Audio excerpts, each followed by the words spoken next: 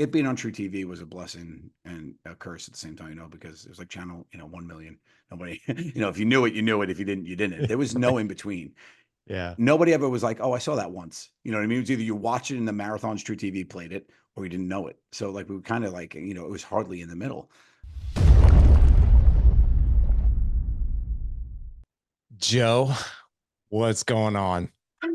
Larry, finally found you. I did not know you're gonna finally found you. That's right. Yeah, I've been here the whole time. I Like know. when I see I've you on, looked everywhere else. I've looked at grocery stores. I've looked at car dealerships. I've looked across the country. oh my gosh, Where dude. do you live? Where are you? I live in St. Louis. And So then, yeah, I yeah. should have came through St. Louis. Yeah. I've been there too. Oh my gosh. When was Yeah. the last time you were here? Last year on my tour, on my last tour. Okay. So I'm on my new tour now, the Let's Get Into It tour. My new stand up hour. It starts September, first weekend in September, and then my last one I toured for 2.5 years, and that was Joe Gatto's Night of Comedy, and it became my special Messing with People, which I just dropped. It drops on YouTube in September as well, September 17th. So I'm coming back. I'll be back through St. Louis with the new show. I'm just not sure when yet, but I'm sure I'll be back through there. And you got to come out. Oh, dude, we're coming to see you. Like now that I have an 18-year-old, I can take him to Oh comedy yeah, shows. Like for so, yeah, sure. we're going, man. And like Cool. you can definitely count us in. But dude, it's so great to have you. I honestly, man, I feel like I know you because like I was telling you, me and like we have 4 boys, right? So it's like shenanigans. It's a fraternity house in here, Yeah. and so we always are wanting something funny on TV. And I can't even tell you like how many times your voice has been in the background of my house, like so. I'm And haunting you. you are, and I'm so glad you finally found me after all Yeah, these there you years are. after There you go. yelling my but dude, like so let's start with you growing up. I knew you grew up in Staten Island, but like I always like to start out with show with what was it like for you growing up? Like what was childhood like for you?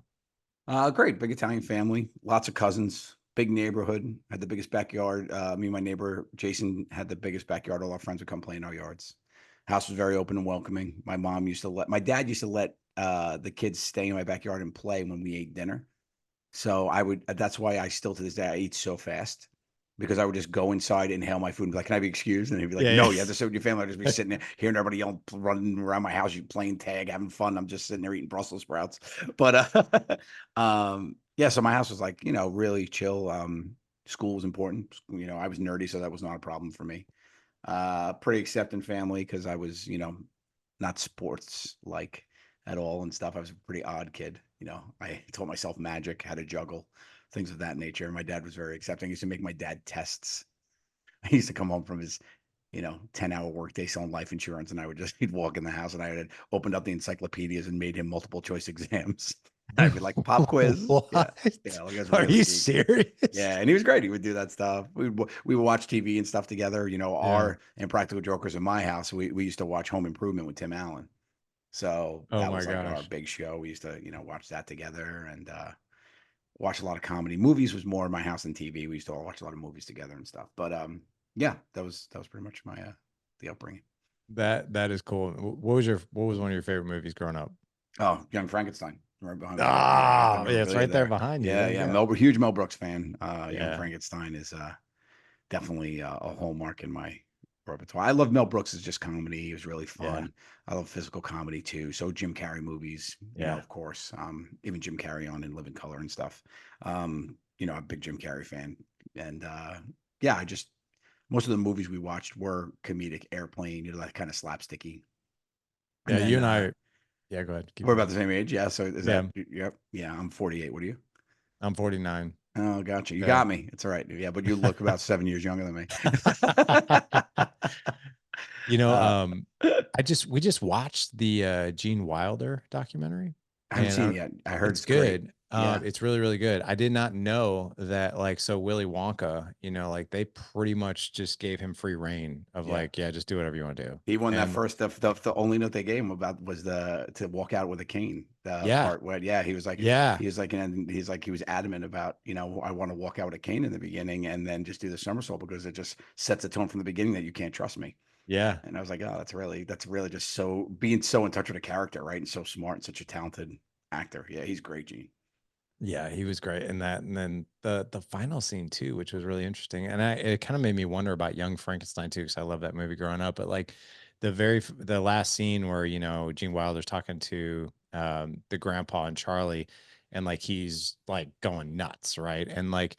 And even Charlie was like, we had no idea what he was going to do. So like the reactions that you actually see in the movie of Oh, us, real. like what the hell's going on, like those were real because we were like, wow, like Yeah. what the hell is he doing?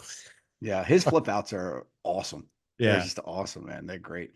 Yeah. The story about how they all started working together and it's just amazing. It just goes to show you, like, sometimes the universe just wants things to happen. He Yeah. replaced an actor on Blazing Saddles because he was too drunk. Mel sent him home, I didn't know that. called Gene. Gene came and did the shoot, knocked it out of the park, did great. And then on the set of Blazing Saddles, he told Mel, he's like, I got this movie. I want to make Young Frankenstein, blah, blah, blah. And then it just came from all from that, just because one guy went on a bender. Oh my. So stay sober, There you go. Or, But- or go on a bender so or somebody go on else a can get that bender. opportunity. Who knows? Yeah. Oh man. So, well, talk to me a little bit about the relationship you have with your own dad. So, dad's out, doing insurance all day, and then you're quizzing him on encyclopedias and information when he He was comes smart. He home. did well. He had a good GPA. But what was it like for yeah, I just get the feeling you guys were probably pretty tight. Oh, very. Yeah. My dad passed away when I Yeah. was 19. So I only had him for a small part of my life, but it was very intense, very awesome, very vivid memories, very specific things I remember, and just certain like stuff. Like I had this is his J. I wear his J. My mom had given it to him for like their 15th wedding anniversary or something. I don't know what it was. And when he was getting buried, my mom was going to bury him in it. And I said, "Do you think I could have that just so I have something?" So I wear it still to this day. And yeah, I just he was definitely so how they say you're a mix of your parents, like Mhm. I'm the third. I have two older sisters and there's me. My oldest sister is like one parent, my middle sister's like another, really, a little bit of touch of each, but really mostly like them. But I'm like the perfect right down the middle. My mom was crazy, life of the party, loud, whatever. And my father was just super observant, but an assassin with like a one liner. And he had this skill where he could just say it loud enough that you could hear it and nobody else would. And when you were laughing, everybody would look and be like, "What?" And they'd be like, "Yeah." Like, "What are you talking about?" Like he was like that kind of guy. So it's really fun. But he was also a big dude. He was 6'3". He was a tight end in high school. A star player, and then he got made as a little fat Italian bowler. But yeah, so like, but with him, like I remember like lots of like little. You don't even realize their lessons until the end, right? So when my dad got sick, he had pancreatic cancer. They gave him 3 months. He lasted for 6. And this is just the type of guy he was. I was 18, and he said, he's about, he got the news. And he says, he goes, listen, he goes, get a fake ID. We're going to Vegas. And he booked a trip to Vegas. What? And he wanted to play blackjack with me. He said, I want to, he said, I want, he's like, it was like one of his bucket list things. He loved to gamble. He's like, I want to gamble with you. He's like, get a fake ID. Let's go. So I went, I got one. I didn't even really know how. I was in college. It was freshman year. Yeah, freshman year of college. And he was like, just get one. So I got one and we go to Vegas and me, him, my two sisters, whatever. And his doctor, like, like on the side gave him like, he's like, you could try this medicine. He's like, I don't even know if it's like whatever it is, but it was like a miracle pill and it just let him eat. And he was like able to like eat like a maniac. He was hitting the buffets and he kept on like joking. He was like, "Oh, sure, I have cancer. This guy must have been wrong." Like we were like laughing and whatnot. And it was just an awesome, like that just sums up how it wasn't like my father lived in hospice. So when he came home, when he was at the house, people would come visit him and he would be comforting people.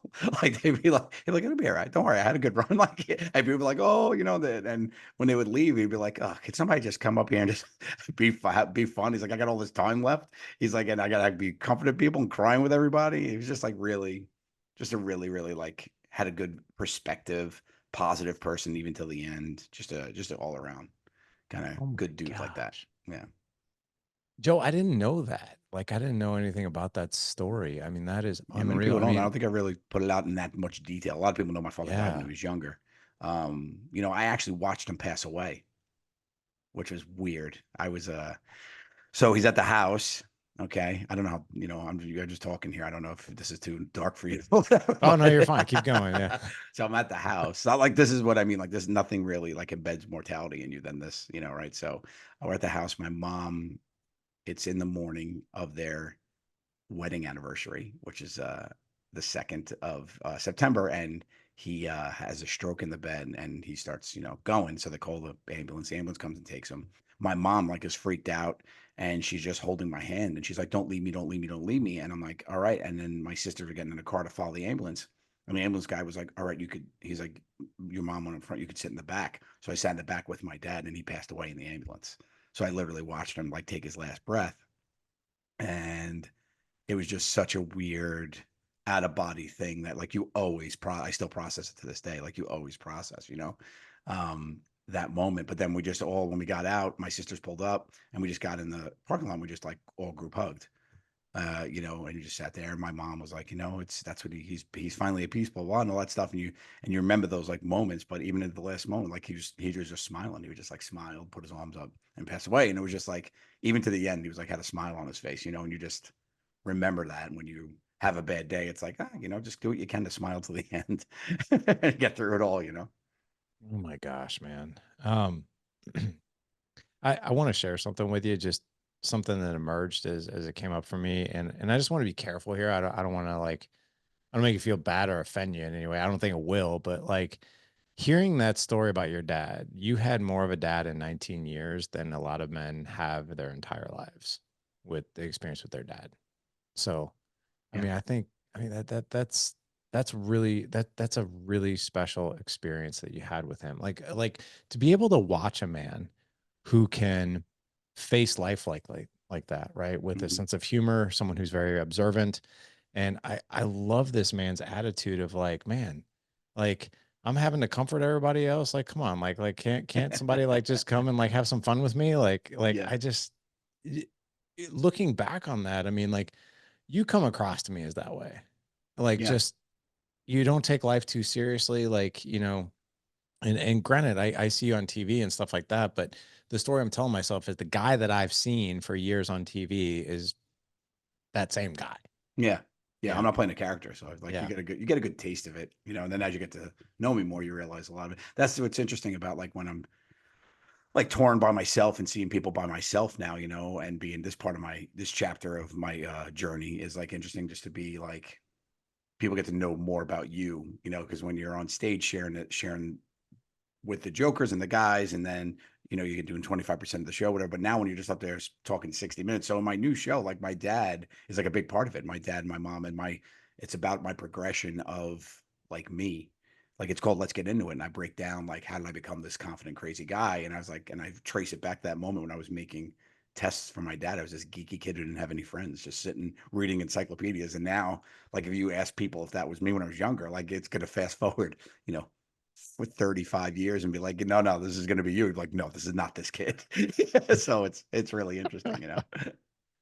Wow, man. That is such a cool, every single person listening to the show can take a chapter out of that book that your dad impacted you and now all of us, right? Which that's why I love asking that question, because when we get to extract like some of the gold that your dad did Yeah. and to remind us of, perhaps how to live, or I even being confronted with something that's horrific, right? And can't do anything about it. So how are you going to respond to it? And your Yeah. dad just responded beautifully to it. Yeah.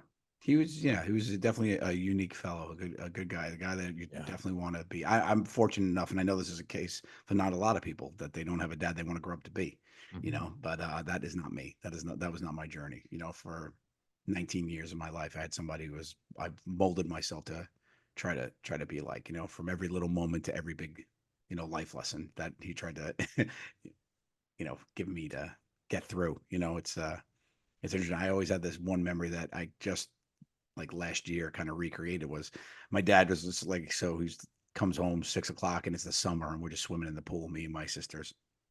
And he comes home and my dad's in his suit and he, parks the car and he walks in and I was like, hey, and he's like, how's your dad? I was like, that was good. It's like, I was like, Dad, you come in the pool. He's like, no, I'm not gonna. I was like, you never come in. He goes, yeah. And he dropped his briefcase and he jumped in the pool in his full suit. No. And my mom was in. She's like, "Joe, what are you doing? And he's just hysterical laughing. And it was the coolest thing I'd ever seen in my life. I still like remember what he was wearing. I remember the tie, what it looked like. Like it's so funny that moment. And it was just a split decision he made to be silly with his son. and he just stayed in the pool in his suit, and we were like floating around. He was telling me about his day. I was telling him about my day. It was really, really funny. So I not too long ago, my kids were like in the pool, and I had to run. I was doing an interview, and like something like this. I was doing like a press thing or whatever, and my office is by the pool in my house, my home office, so I could hear when they're in the pool. So I went down to say hi before my next interview. And I was like, he's like, come in the pool. I was like, no, I gotta get back to the other interview. And he goes, just do it wet. I said, okay. And I jumped in the pool. And I ran. And I ran. And he was like, oh, David. And they were like hysterical. They were jumping off. I was like, I gotta go. I gotta go. They could pull me in the back of the pool. And then I ran upstairs. I like dried my hair real quick. I threw a hat on. I was like, hey guys, how's the, then I had my meeting. Oh my God, that is great, man. See, Because those 3 minutes that I'm late yeah, don't affect the people I'm talking to about whatever, as yeah. much as that 3 minutes impacts my children. So I think that's a lesson I've learned a little bit later was like, how you spend those minutes, making minutes in the moments for people is a huge uh, opportunity.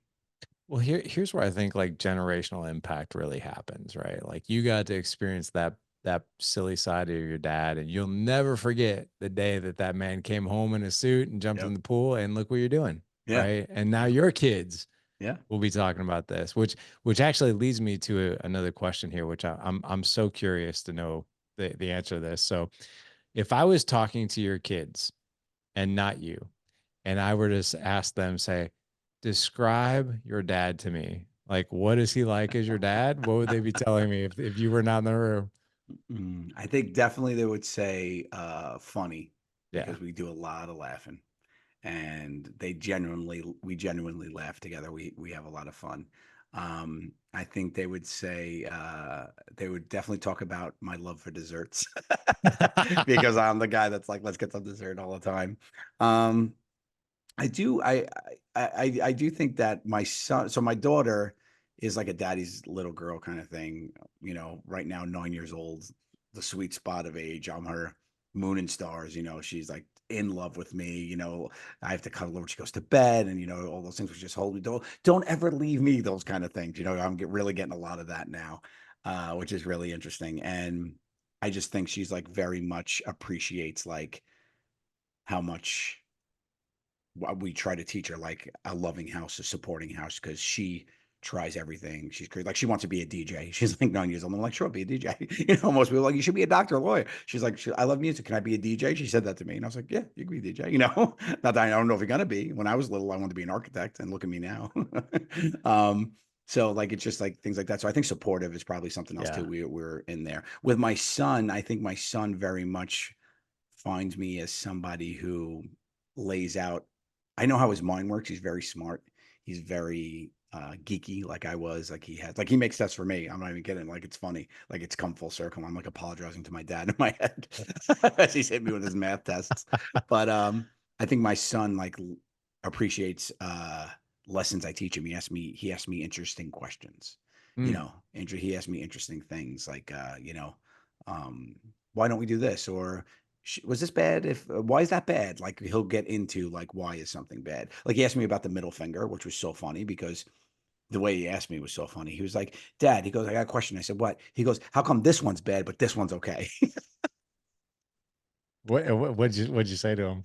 And I said, "Well," I said, "because somebody a long time ago decided that when they put up the middle one, it means something very bad, and when they put up the other one, it didn't mean anything." And he goes, "Okay, okay." He goes, "But," he's like, "So I could do this." And he just kept flipping me off in the lesson, but I let him keep doing it because it was so funny to me. He's like, "I could do this, but I can't do this." And like he kept doing it. And I was like, "Yeah." He's like 5 years old doing this. It was like a couple years ago. It was so funny. Um, but he tries to unlock things, and I think he appreciates me as a wealth of information, a wealth of information. He comes to me for like stuff to try to understand and things in a different way than she does. I think she uses me to help process emotion where he helps me to in a logical sense, if that Yeah. makes sense. And how old is he again? Now he just turned 7. So she's knowing Okay. he's 7. You better watch out, man. This kid sounds like he's gonna he's gonna be Dude, something. he's something special, man. He's something special for sure. Yeah. Yeah. And he had his stretch out summer, like, how they get. I mean, he got boys. He's like grew like 5 inches, it feels like over summer. Like he just got tall and big. Now he's like a little man more than a boy. Like it's very interesting. That's crazy, man. It's so funny. Like, so literally last Tuesday, so we have a group chat with my oldest two boys and my wife and I. My two younger boys don't have phones yet, and we want to keep their childhood as for as long as possible before we get them a phone. Of But course. but my wife last Tuesday, I'm actually looking at this right now at 5:57 p.m. She likes to just send like just random stuff. And she's like, I actually found out where the middle finger came from. Have you ever heard this story? The middle finger, no. Okay, so here it is. Do you want to hear it? Yeah, please. Okay. And by Now the I'll have an way, answer for my boy. by the way, truth be told, this is the first time I'm actually reading it because I bypassed it the first time. So She said it at the wrong time. I get you, man. I get you. so okay, here it is. So before the Battle of, is it Andecourt in 1415, the French, anticipating victory over the English, proposed to cut off the middle finger of all captured English soldiers. Without the middle finger, it would have been impossible to draw the renowned English longbow. Therefore, they would be incapable of fighting in the future. This famous English native, Yi Tree, native, okay, yew tree, and the act of drawing the longbow was known as plucking the yew or pluck yew. Much to the bewilderment of the French, the English won a major upset and began mocking the French by waving their middle Middle fingers at the fingers. defeated Wow. French. This goes back to the 1400s, 14. 1415. So instead of saying, see, we can still pluck you, over the decades, Americans have changed it up to F you, Why did the right? Americans get the credit though? It's overseas. Like that didn't get imported to us. I wouldn't shoot bow and arrows at anybody. No, we were we So, had muskets and things. Oh, right, that's interesting. right, That's interesting. exactly. So it comes from pluck you. I believe Um, 80% of everything I read on the internet. I believe 80% of that. so Yeah. yeah, there you go. 20% probably isn't true, but I guess Yeah. that's the story behind it. But All that, right. so before we get to your book, which by the way, I love your book. I read this to my little guys. They love it. Oh, great. I do want to ask you about just you and your three friends. Yeah. Yeah. My So boys. yeah, your boys. So like, did you guys ever think, like, when y'all were growing up, doing shenanigans to each other, like, did anybody ever say, what if this actually turned into a TV show later on down the road? No, I mean, we always did comedy as a hobby. Yeah. In the beginning, we got into improv on the side. We did put up our own shows. We had our day jobs up until Jokers. Like we had our day jobs. Even during Jokers, the first season, Sal was still a bartender. He owned a bar in Staten Island. Murr was working in a production company that ended up producing the show, and Q was a fireman. So he would work 24s and come in, write, and shoot. I was the first one who had to quit my job. So I was all in from the beginning because like I was a baby store salesman. I was selling high end baby gear and baby furniture in Soho. Or And I was a training program manager for this company, Giggle. And so it was interesting, like, but because it just the opportunity came and just seized it. We always did it just for fun. And then it became like, oh, this is a passion. We got paid once before the show. We won a contest. And that was the only time we ever got paid, really. All our shows that we did for ourselves, you know, broke even or lost money. you know, so we'd rent the space and hopefully if enough people showed up and paid the $5 ticket, we'd make some money. Um, and then, we just had Jokers. And then once we saw the idea and saw the tape and realized we're like, oh, this is like nothing else. This is good. This is something that's people might be interested in. And yeah, we man. showed it and we were right. So got in a bidding war. We ended up with True TV but it was just like it was a thing to be like, oh, okay, this is us being us is funny Yeah. to people. So I'll never forget, actually. So my wife was stay-at-home mom, and I still remember to this day my wife describing the show to me because she found it. she found it, That's great. and she's like, she was folding laundry one day, and she said that I came home and her eyes were like beet red, and I was like, are Oh you no, what I okay? do. Yeah, I was like, you all right? And she's like, I have been laughing for an hour. I'm like, what? She's like, I found this show. It's called Impractical Jokers. I was like, what is that all about? Like, she's like, it's about four friends and they constantly do pranks on each other. They do dares. And then like if they lose, they have to do something terrible. I was like, this is a real show? Like Yeah. like like is it real? And she's like, yeah, it's real. And I was like, I gotta see this. And then ever since then, like especially my kids, man, they think like, I mean, we all do, but like it's always family entertainment, no matter what is going on. Like, Yeah, that's and my favorite it's part of it. That yeah, families watch it together. I love that. I love oh, because it's great. we talked about earlier. I grew up watching TV with my dad, like watching Yeah, Tim Allen, Home Improvement, yeah, and those memories bonding and laughing and reciting the lines back and forth to each other when the show's off and yeah. making each other laugh out in public. Like that's real, you know. So to be that legacy for people, that's not lost on me, man. That's really cool. So and when it comes to you, we actually like have identified your what you do, as in at least that I've seen, like you never say no to anything. That's not true. Like, I I do, but hardly ever. I'm yeah, hardly's better. I'm Yeah. able to, I'm a good read on people, and Yeah.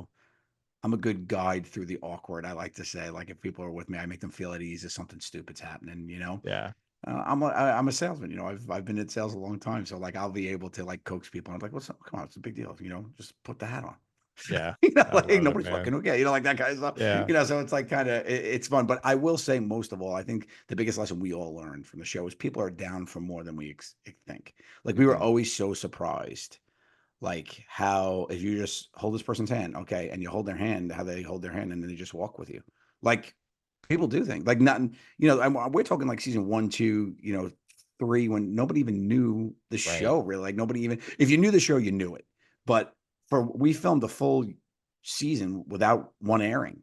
So we did, like whatever the number is, 45 to 50 challenges and punishments without anybody even seeing it. So we knew they didn't know who we were because there was nowhere to see us yet. So we're just these four idiots in the shop and, in the supermarkets or in the parks and just acting the fool. So it was really interesting how once we realized how much the public was on board, it made us shift the comedy too, where we're like, oh, this could be really fun if we, because a lot of the laughter starts coming from, oh my God, I can't believe this person's doing it.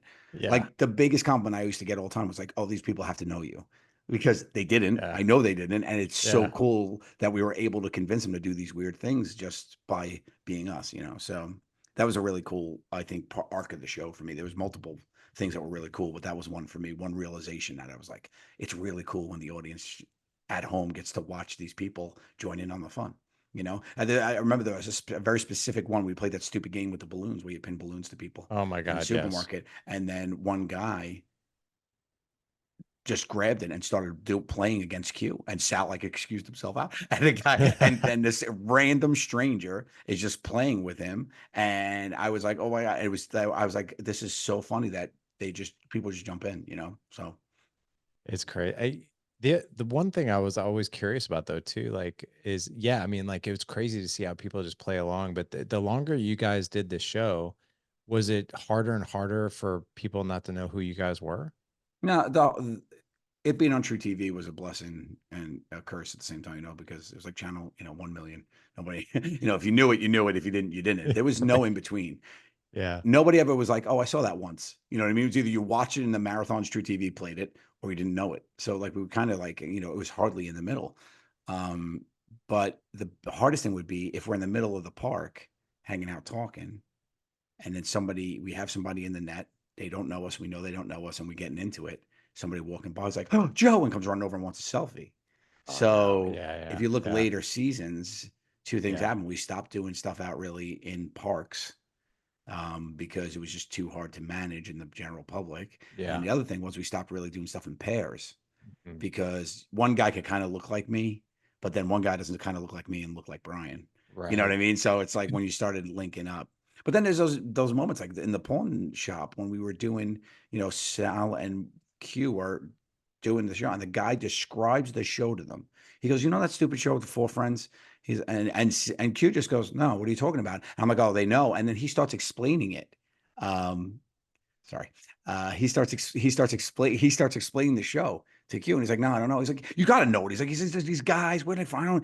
And we're like, this guy's messing with him, whatever. And I was like, all right, come on, Murray. And me and Murray walk in the store, and we stand behind the guy, and we just wait. And he pulls out the picture, and he's like, look. And he shows the picture No of the way. four of us to them, and goes, look, because they were in like their outfit, whatever. And you don't expect to be on the show, right? He's not Yeah. connecting. And he turns around, and I just go, yeah, I seen that show. And he turns around, and he looks at the four and goes, No, and like you see like his beautiful mind moment, his Kaiser Yeah. Sose mug falling, like it was insanity. Oh my So gosh. that stuff like just happened, which is really cool.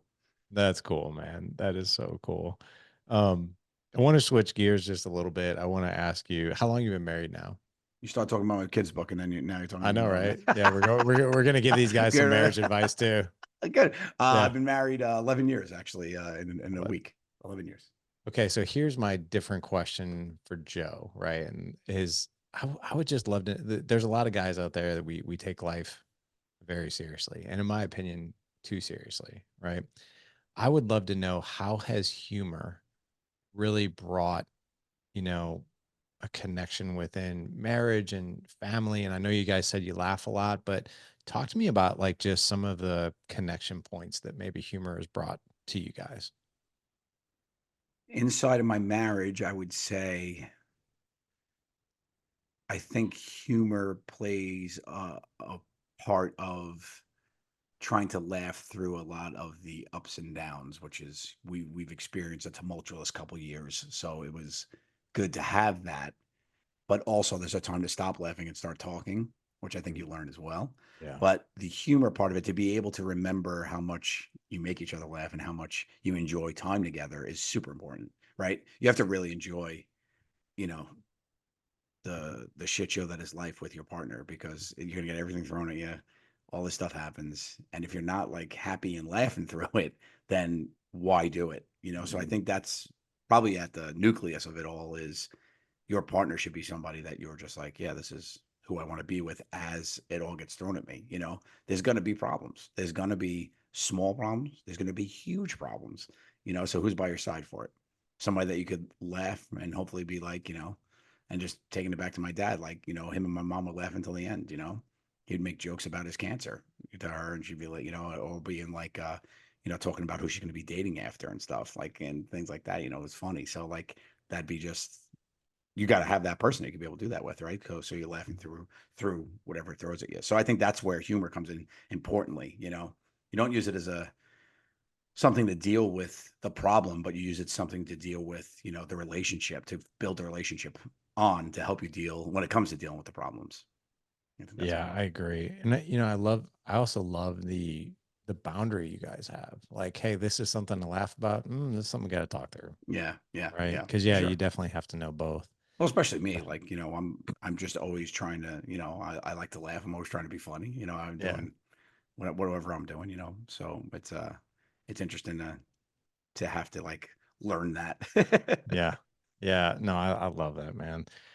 So getting to your book, and you guys can see I'm holding this up, and it's Where's Barry? Yeah, where's Barry? Where's Did you turn in the middle Barry? where he's running through the living room and he's yelling Barry? Yeah, uh, that's a shout out for sure. oh, I love it, Uh, man. This is such a cool book. And by the way, I know Luke was your illustrator, Luke Flowers, and I mean this is crushed it. so, what's that? He crushed it. He Yeah, did. He yeah, really did. I mean, like, this is one of the best kids books I've seen. Like, just how colorful the pages are, like the messaging. I love it. But where was the inspiration behind this? yeah. So my son Remington Remo in the book, he Yeah. lost his stuffy one night, and Yeah. as parents know, he was like, 4 years old and prime sleep with your stuffy time. And he was flipping out and we had to go find him. So we went around the house to like find him. And as we tried to calm him down, being like, okay, where were we today? Blah, blah, blah. And he had to find him.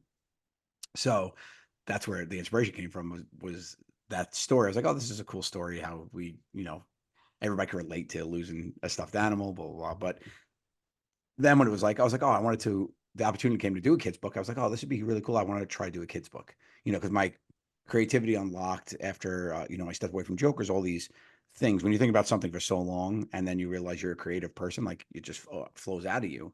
And I so enjoyed reading. I got to read with my kids, and read books. And I always liked the medium. I used to sell them back in the day working at the kids store.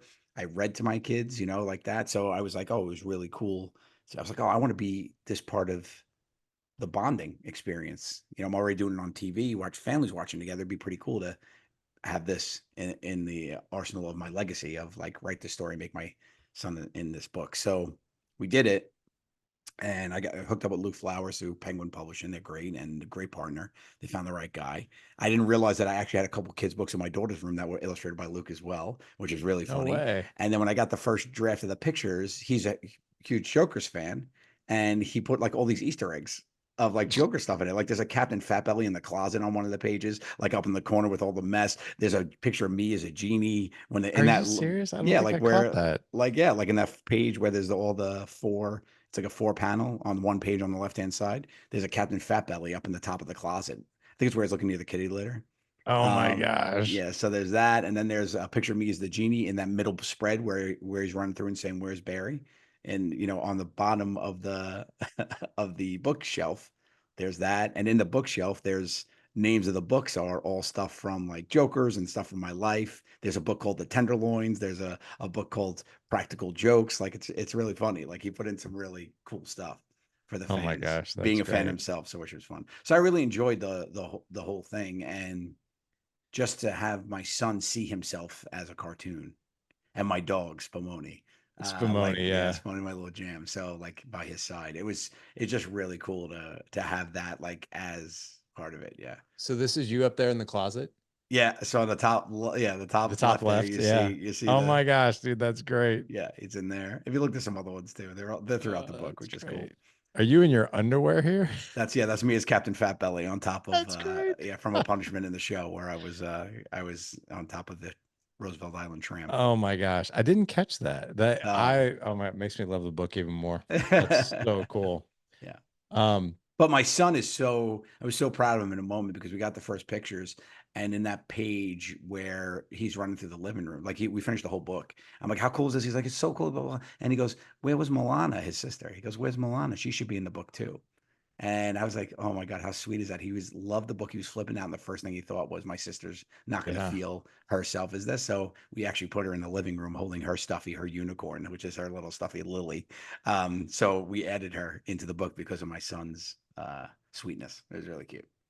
That is so cool, man. And I love the message in here too. Like it's all about like a kid who's upset, but also can calm Yeah. himself down, logically think through things. I think our number one job as parents is to equip our kids with ways to cope. That's Yeah. the number one thing because we're not going to be here forever.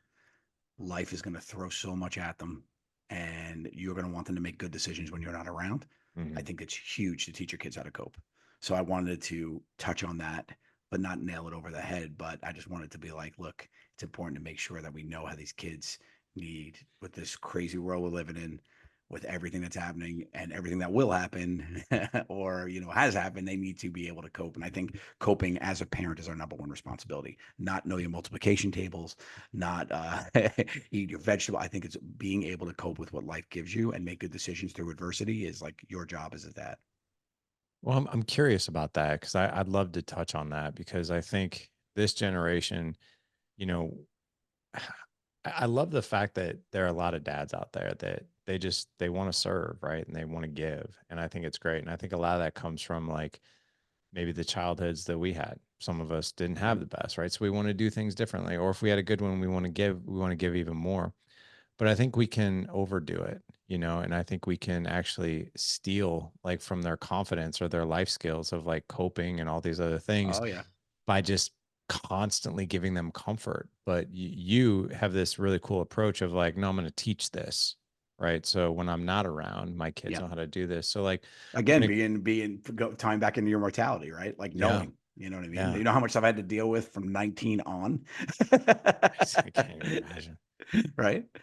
Right. Yeah. I mean, and so when it comes to your son, when it comes to your daughter, what are some things that you want to teach them about how to cope in life? Like if you were to actually teach this skill, Yeah. like to them, what would you tell us you do? I think I think you try to lead by example as much as you can too, right? Yeah. Because your kids see, especially at these ages, like they see everything. You don't think they're listening, they are.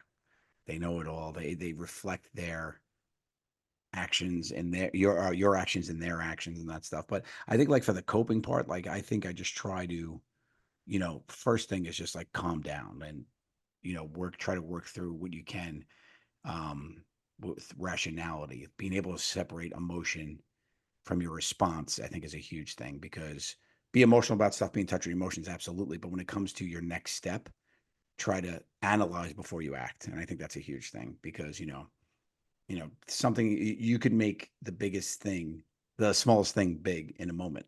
I mean, I always say, like, catch things when they're little is the best advice you could give to somebody. Is like, catch things when they're little. It's way easier, to move a pebble than a boulder. So, like, just try to do that. So, I think for my kids, for their coping, I would say, when you're addressing stuff, just try to take a minute and think about it, like, as rational as you can. I Um, agree. I I agree. think that's it. Look, you're gonna have moments where you're gonna explode, and things happen and all that. It's fun. Like, I can't even tell you the amount of times. Like, I even do this to my kids, and I think the best way to do it is I'll go off on my kids about something, realize it doesn't, like, realize it's probably coming from something else. Like, did I just read an email I didn't like, or what? Am I stressed out about something? And I'll go in their room and, be like, hey, I'm sorry. Like, I think it's so important to apologize to your kids. I think it's so important. I think, I two things I try to never do is, like, I always apologize to my kids when I feel like I was wrong. And the other thing is, I never say because I said so. Mhm. I lay out why that's the way. I think that's the laziest type of thing you could do. It's like, I never say because daddy said, like, I don't. I'll tell him, like, why can't we put the windows down? Because I don't want the windows down right now, because it's raining, because it's cold, or whatever. Like, I won't be like, because I said so, and I try, I think, to explain to them that there has to be a reason to your stance. Yeah. And I think that you get that, and you throw away because I said so. And that's important with them. I'll hear them, 9 and 7, they're getting in a little bickery kind of mood, but that I don't run to it. I let them work it out. I let them figure it out, and they'll get there. So Yeah. I think that's a big thing as far as equipping them as well. I agree with you. And I love the fact that my, my kids will tell you like I apologize all the time as well. Like, but I think that they learn that humility muscle from us. Do you know who Jocko Willink is, the Navy SEAL? Mm. Okay, he wrote the book Extreme Ownership. But he's one of the most like well-known Navy SEALs. And I had him on the podcast and he talked about this, like not saying because I said so. He literally said this, and Jocko is a rough dude, man. Yeah, Robert He's Dumble like, fella. he's like, let me tell you something right now. If you can't tell your kids why you're making a decision, you're wrong. Like, Ah, and he's like, you've got to be able to communicate the that's a why great. behind it. He's That's a like, great. Yeah. yeah, and he even said the same thing. He said, if you're saying because I'm dad and I told because I say so, you're wrong. Yeah. He's like, you've got to be able to clearly communicate. And I was like, wow, Yeah. that's It's powerful. important. I think Yeah, it's important too to be able to just be comfortable enough to retract. Like, I'll I say, agree. like, the kids will be like, "Can we go out? Can we go outside?" And I don't want to go outside right now to watch them. I'm like, "No, you can't go outside." And they're like, "Why? It's nice out." And I'm like, "You're right. You can go outside." like, just to have the awareness of, like, why am I Right. saying no? Like, Yeah. like, get out of, like, because what? Because I don't want to put my shoes on and go sit outside. Go sit Yeah. outside, with them, and whatever. So it's kind of like, it's interesting to be able to retract. And Bessie and I talk about that all the time. I'm like, I'll come in with a hard, no, we're not doing that. And then they'll be like, but we want to. And I'm like, all right, let's do it. Okay, let's go. Like, let's go. Cause I'll Yeah. realize, but then I'll also make sure to tell them why we're doing it Right. all of a sudden, not because, so they're not always just being like, but I asked again, so we could do it. Right. Cause Right. sometimes I'm like, no, we're not. I said, no, we're not going to go ahead and do that because, whatever the reason, I don't want you guys to get sweaty before we go into your aunt's house, so stuff like that. It's interesting. Yeah. So at least they don't know. Be like, well, if we ask him again, Yeah. he'll say But he'll be like, he's smart. He's like, go ask dad, because he yes. knows. He knows. Yeah. She's like, daddy, with her eyes. And I'm like, oh, well, here we go. What do you need? Did your brother send you? She'll ask me sometimes for him. She'll be like, could Remo have ice cream? I'm like, why are you asking me? Yeah. Yeah. Yeah. Well, because Yeah, he knows it's going to be a yeah, yes. he knows you're gonna say yes. Hey, I wanted to call an audible here if you're cool with it. And if you're not okay with it, that's totally fine too. We can edit out any of this.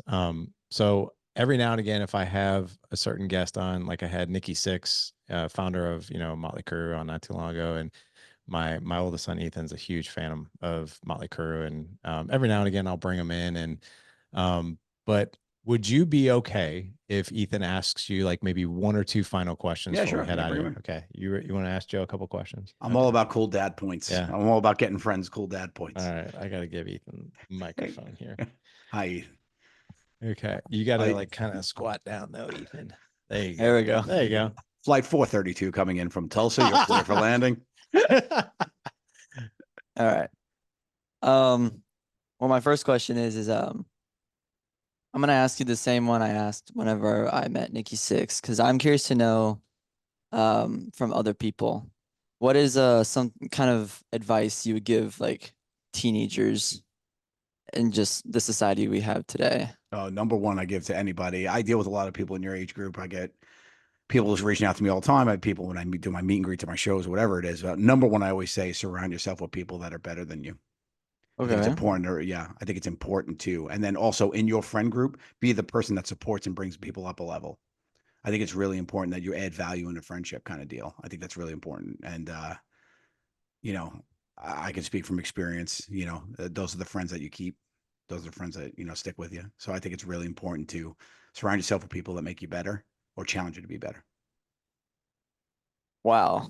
That's a really good answer. Oh, all right. You Okay. sound surprised. What do you think I was gonna be No, like? Get some I pranks wasn't ex together. Get some pals. Yeah, yeah. I wasn't expecting that, but Make them eat dog food or something. yeah.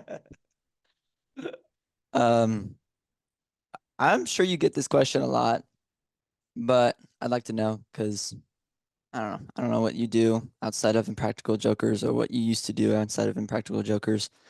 But how did you like balance that stuff with Impractical Jokers and like with stuff outside of that stuff?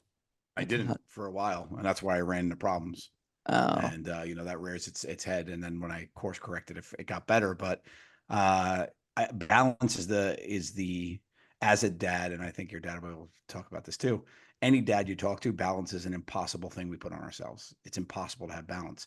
Something's going to go out of balance when your focus shifts. And I think the thing I learned is be where you are and just be focusing on that and do your best to block out everything else. So, for instance, like if I was with my kids, my doing something and, I'm thinking about this email I got to send or looking at the clock because I got to go up to do this interview or whatever it is.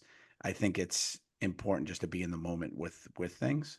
So, I have this thing now. If my son asks me to play for 5 minutes, I'll say, yeah, no matter like what's going on. I'll be like, I could find 5 minutes, I'll be like, yeah, let's do it because he'll remember that 5 minutes will be the best part of his day. And I can make up those 5 minutes and it really won't impact me as much. So I think that's important. I say the pressure of balance is something that makes you bad at being a dad. I think you need just to focus on where you are and be present. And I think that helps a lot. wow. It's I good. really like that. It's really good advice. It's really good advice for you and Megan, by the way. Okay. Be present. Be present with your girlfriend. Oh, yes. Be Now, present. now she's Yes. known. It's been revealed. Good on you, buddy. Well, Joe, man, this has been so cool. And I expected nothing less. But before I let you out of here, I need at least one good like Larry. Can't Just you one. can't you just play the hundreds of episodes that are on television? I But I'll give you can't, one man. because your name is Larry. So Larry. There's your Love it. ringtone. Exactly, man. Oh my God, that's actually a really fantastic idea. It might be the ringtone from now on. Well, guys, hey, listen, we're gonna have by the way, Joe, where is the best place for the audience? I mean, I'm gonna have a link for your book and stuff like Yeah. that. But for the audience to follow you, to find you resources or anything like that, All, what's the all, best all place? my stuff's on my website, joegattoofficial.com, which is my link tree, which is basically the link in all my profiles, the best. But Instagram is where I'm most active, and it's at Joe_Gatto. Got it. That's where you can really find the links to everything or my content. That's where I put up a lot of my just fun, stupid reels and and things and stuff about my tour and anything I got going on. Yeah, speaking of tour, he's coming.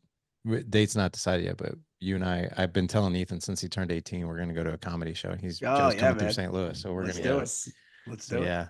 Well, guys, not to worry. We're going to have all the links in the show notes. Head on over to the dadedge.com/491 for this show. Again, the dadedge.com/491. Joe, this was awesome. So good meeting you, man. This was a blast. And Yeah. thank you for giving my 18-year-old some life lessons. I really appreciate Of it. course, you seem pretty cool. Stay awesome. Don't Oh, turn thank into a you. jerk on us. It's going to be bad news for everybody. No, I think I'm good. I know a few people who are like that, and I decided not to be like them. There you go. It's See, got me he's where I already am learning. now. There you Already go. learning. There you I love go. it. All right, guys. Good to meet you. Thanks so much. Good to see you too. Talk soon. All right. Bye. Take Bye-bye. care.